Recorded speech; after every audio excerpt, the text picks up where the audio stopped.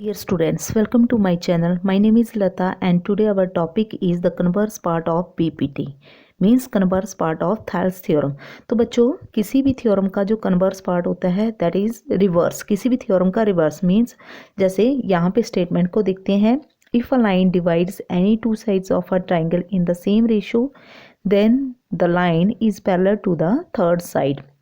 Means बच्चों जैसे हमने बीपीटी थ्योरम में क्या प्रूव करना था कि अगर कोई लाइन जो है वो थर्ड साइड के पैरेलल है और किन्हीं टू साइड्स को इंटरसेक्ट कर रही है तो वो सेम रेशो में इसको क्या करती है, डिवाइड करती है. पर अभी वहाँ जो हमने वो प्रूव करना था यहाँ पे गिवन है और वहाँ जो गिवन था यहाँ पे हमने प्रूव करना है. तो सॉल्यूशन को स्टार्ट करते हैं. अब बच्चों एक ट्राइंगल ड्रॉ कर लो A B C. Let A B C is a given triangle और एक लाइन ले लेते हैं जो कि ए बी और ए सी को इंटरसेक्ट कर रही है at point D and E.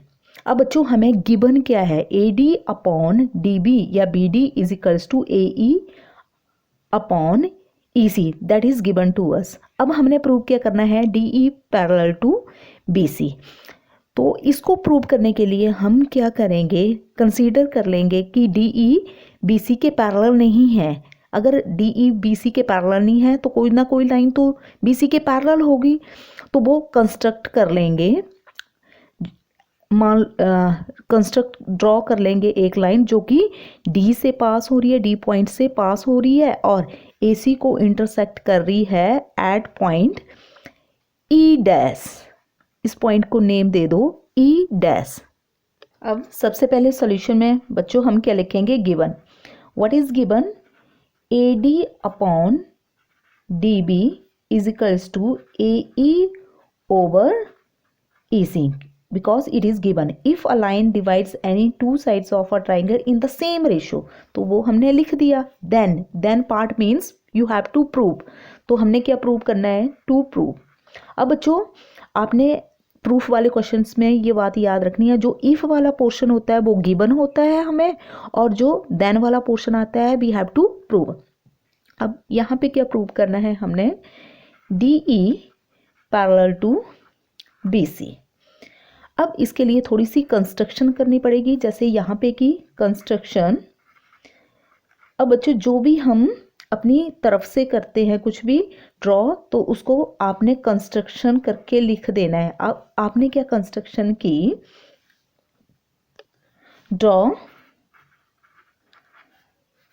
D E dash parallel to B C. अब यहाँ पे प्रूव करना है D E parallel to B C. अब प्रूव करना है तो इसके लिए हम क्या करेंगे, कंसीडर कर लेंगे. यहाँ कंस्ट्रक्शन से ऊपर आपने लिख लेना है let D E is not parallel to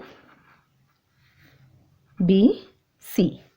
अब प्रूफ स्टार्ट करते हैं बच्चों. प्रूफ. अब सिंस यहाँ पे हमने कंसीडर कर लिया है कि D E is not parallel to B C. Since D E is not parallel to B C and अब पैरेलल कौन सी लाइन है, here D E dash is parallel to B C. So this implies अगर कोई भी line किसी third triangle के third side के पैरेलल है और अनदर टू साइड्स को इंटरसेक्ट करती है तो बीपीटी क्या बोलती है, बेसिक प्रोपोर्शनैलिटी थ्योरम क्या बोलती है कि वो लाइन उन टू साइड्स को इक्वल रेशो में डिवाइड करती है. अब यहाँ पे हमने क्या कंसीडर किया है कि this parallel to this. So this implies by BPT. By BPT क्या हो जाएगा, A D upon D B is equals to A E dash over E dash C. Because यहाँ से इस पॉइंट पे ये पैरेलल लाइन AC को intersect कर रही है। अब जो बच्चों गिवन था उसको नंबर 1 नेम दे देना है, हमने उनको ही नंबरिंग देनी होती है जिनका हमने यूज़ करना है आगे। तो एक इसका यूज़ होगा और एक इसका, तो इसको नंबर 2 नेम दे दो। अब now from 1 and 2, from 1 and 2 we get what we are getting from 1 and 2। देखो बच्चों ये जो लेफ्ट साइड है दोनों का सेम है, AD over DB, AD over DB। अगर किसी भी सिचुएशन में ये कंडीशन राइज होती है तो क्या होता है, देखो लेफ्ट साइड इक्वल तो right hand side will also equal, तो this implies we are getting AE over EC is equals to AE dash over E dash C। अब बच्चों हमने प्रूव क्या करना है, पैरेललिटी की कंडीशन प्रूव करनी है। तो इसके लिए क्या करेंगे, adding 1 on both sides, both sides क्या करेंगे हम 1 ऐड कर देंगे। तो AE over EC plus 1 is equals to AE dash over E dash C plus 1 and this implies, अब LCM ले लो, यहाँ पे LCM क्या आ गया, EC आ गया, तो अपॉन में 1 AE plus EC whole over EC या क्रॉस मल्टीप्लीकेशन कर लो, AE dash plus E dash C over E dash C। अब बच्चों what we are getting,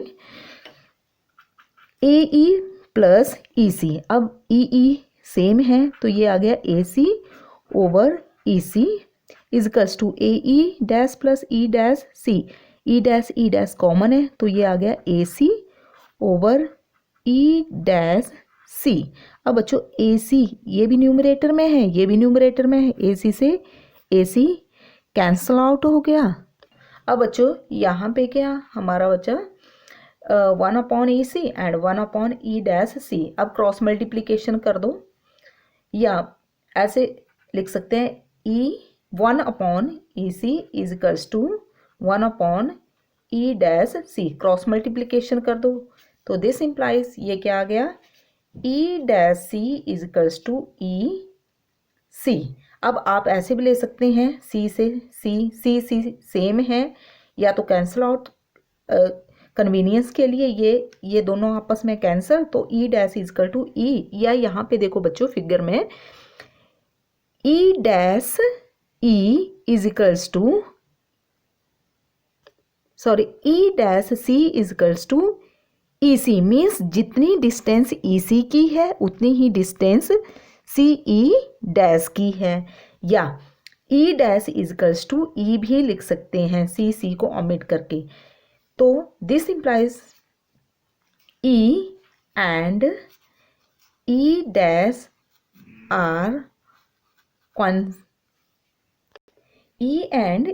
are coincident points, means E and E dash जो है वो coincident है, एक दूसरे के ऊपर लाई कर रहे हैं, मीन्स E डैश जो है वो यहाँ पे ही लाई कर रहा है, यहाँ पे नहीं है ऊपर, यहीं पे है। E एंड E डैश यहाँ पे ही है सेम, तो that means we are getting DE parallel to BC, because अब DE डैश BC के पैरेलल था, अब E डैश यहाँ पे है, means E is equals to E dash है, तो DE पैरेलल टू BC होगा। So this implies DE parallel to BC। यही बच्चों हमने प्रूव करना था, hence proved, you can write hence proved. तो आई होप बच्चों आपको ये वाली थ्योरम अच्छे से समझ आई होगी। आपने ये कमेंट करके ज़रूर बताना है कि वीडियो समझ आई कि नहीं आई थ्योरम अच्छे से, और लाइक कमेंट और सब्सक्राइब भी करना है मेरा चैनल। Thanks for watching.